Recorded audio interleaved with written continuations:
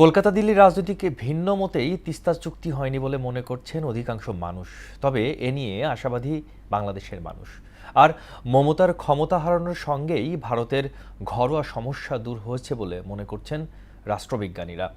ভারত এখন বাংলাদেশের সঙ্গে সম্পর্ক মনোনয়নের চুক্তি তিস্তার ব্যাপারে আগ্রহ দেখাতে পারে বলেও আশা করছেন তারা। আরও জানাচ্ছেন উষা ফেরদৌস।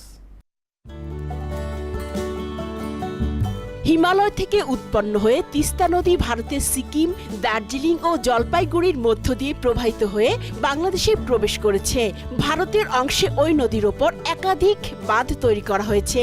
তাই প্রতি বছর শুষ্ক মৌসুমে ওসব বাঁধে পানি ধরে রাখায় বাংলাদেশের অংশে তিস্তা শুকিয়ে যায়। অন্যদিকে বর্ষা মৌসুমে পানি বেড়ে যাবার সঙ্গে সঙ্গে সবগুলো ব্যারেজ খুলে দেওয়ায় হঠাৎ বন্যা ও নদী ভাঙন দেখা দেয়।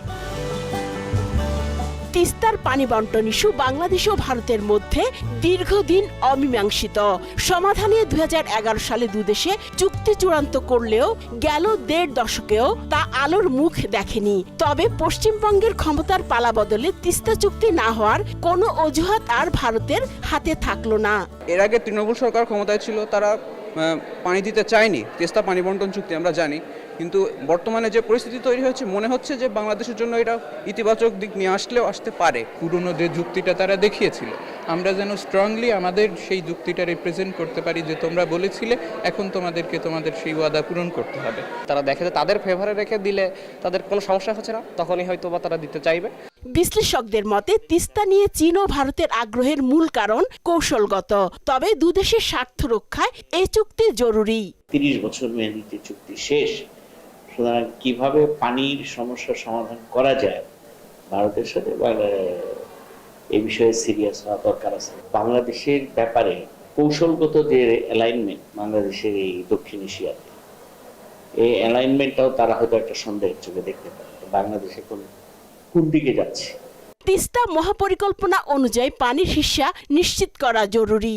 আমরা জানি যে মমতা ব্যানার্জি খানিকটা বাধা হয়ে দাঁড়িয়েছিল তিস্তা প্রকল্প বাস্তবায়নের ক্ষেত্রে। ক্ষমতায় আসলে যেটা হয় যে তাদের জাতীয় স্বার্থ তারা দেখবে এবং বিজেপির যে কেন্দ্রীয় যে পলিসি আছে সেটা তারা বাস্তবায়ন করবে। ফলে আমরা এখনো বলতে পারছি না যে পশ্চিমবঙ্গ বিজেপি ক্ষমতায় আসার কারণে আমরা তিস্তায় যে প্রকল্প সেটি হবে। আন্তর্জাতিক নদী হিসেবে যে পরিমাণ পানি ভারতের কাছ থেকে পাওয়ার কথা সেটিও নিশ্চিত করতে হবে বলেই মনে করছেন বিশ্লেষকরা। উষা ফেরদৌস, মোহনা সংবাদ।